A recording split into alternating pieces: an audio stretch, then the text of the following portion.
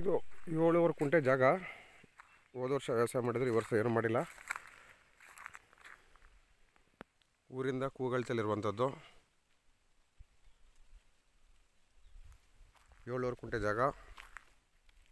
ಹೊಲ ಉತ್ತರದ ಮರಳು ಮಿಶ್ರಿತ ಕೆಂಪು ಭೂಮಿ, ಗೊತ್ತಾಗುತ್ತೆ ಮಣ್ಣು.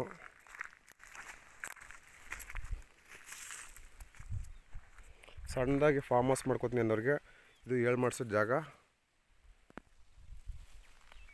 ಸುತ್ತಮುತ್ತ ಒಳ್ಳೆ ಇಲ್ಲಿ ಇರುವಂಥ ಪ್ರಾಪರ್ಟಿ. ಇದು ಫುಲ್ ಸೈಲೆಂಟ್ ಆಗಿರುವಂಥದ್ದು. ಸಣ್ಣದಾಗಿ ಯಾರು ಫಾರ್ಮ್ ಹೌಸ್ ಮಾಡ್ಕೊಂಡಿರ್ತೀವಿ ಅನ್ನೋರಿಗೆ ಸೂಟಬಲು. 7 ಕುಂಟೆ ಪ್ಲಸ್ ಎಲ್ಲ ನೀರಾವರಿ ಬೆಲ್ಟ್ ಯಾವ ಥರ ಇದೆ ಅಂತಂದರೆ ನೋಡಿ, ಒಳ್ಳೆ ಹಿಪ್ಪನೆಲ್ಲ ಬೆಳೀತಾ ಇದ್ದಾರೆ. ತೆಂಗಿನ ಗಿಡಗಳಿದ್ದಾವೆ.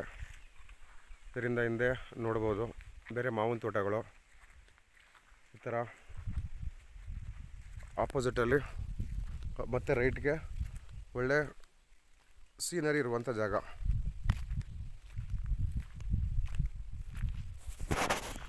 ಇದಕ್ಕೆ ಈ ಥರ 10 ಅಡಿ ರೋಡು, ಒಂದು 100 ಮೀಟ್ರಷ್ಟು ಊರಿಂದ. ಅಲ್ಲಿ ಕಾಣಿಸ್ತಾ ಇದೆಯಲ್ಲ ಅದೇ ಊರು.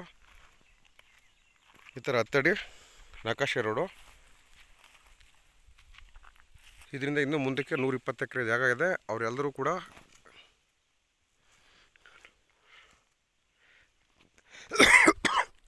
ಇದೇ ರೋಡಲ್ಲಿ ಓಡಾಡೋದು.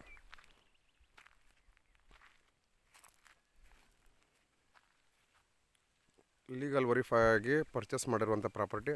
ಇಲ್ಲಿ ಸುತ್ತಮುತ್ತ ಎಲ್ಲ ನೋಡ್ಬೋದು ನೀವು. ಎಲ್ಲ ರೈತರುಗಳು ರೇಷ್ಮೆ ತೆಂಗಿನ ಗಿಡ ಇರೋದ್ರಿಂದ ಇದರಲ್ಲಿ ಸರ್ ಈಗ ನೋಡಿ, ನೀವು ಹೇಳಿದ ರೂಟಲ್ಲಿ ಬಂದೆ ನಾನು. 10 ಅಡಿ ರೋಡು. ಗೂಗಲ್ ಮ್ಯಾಪು ಇಲ್ಲಿ ನಿಂತ್ಕೋತಾ ಇದೆ. ಇದ್ರ ಪಕ್ಕದಲ್ಲಿ ಮಾವಿನ ತೋಟ ಇದೆ ಒಳಗಡೆಗೆ. ಎದುರುಗಡೆ ಈ ಥರ ಮಲ್ಬೇರಿ ಹಾಕಿದ್ದಾರೆ. ಇದೇನಾ ನೋಡಿ, ಕನ್ಫರ್ಮ್ ಮಾಡಿ ಸರ್. ರೇಷ್ಮೆ ಮತ್ತು ತೆಂಗು ಬೆಳೆದಿರೋದ್ರಿಂದ ನೀರಾವರಿ ಯಾವ ಥರ ಇದೆ ಅಂತ ನೀವೇ ಇಮ್ಯಾಜಿನ್ ಮಾಡ್ಕೊಬೋದು. ಇನ್ನೊಂದು ಭಯ ಬೀಳುವಂಥದ್ದೇನಿಲ್ಲ, ಸೇಫ್ಟಿ ಪ್ಲೇಸು. ಇಲ್ಲಿ ಏನೇ ಅದೇ ಬಂದ್ರೂ ಈ ಊರು ಹೊರಗಡೆಯಿಂದನೇ ಬರಬೇಕು. ಹಾಗಾಗಿ ಸೇಫ್ಟಿ ಇರುತ್ತೆ. ರೆಕ್ಟಾಂಗಲ್ ಆಗಿರುವಂಥ 7 ಕುಂಟೆ ಜಾಗ ಇದು.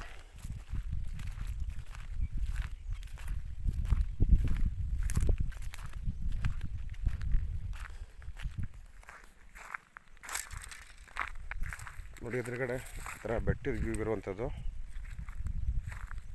ಸೊ ಅಲ್ಲಿ ನೋಡ್ತಾ ಇರ್ಬೋದು ಅಷ್ಟು ಜನಗಳು ಓಡಾಡ್ತಾ ಇದ್ದಾರೆ. ಎಲ್ಲ ಇದೇ ರೋಡಿಂದ ಓಡೋದು.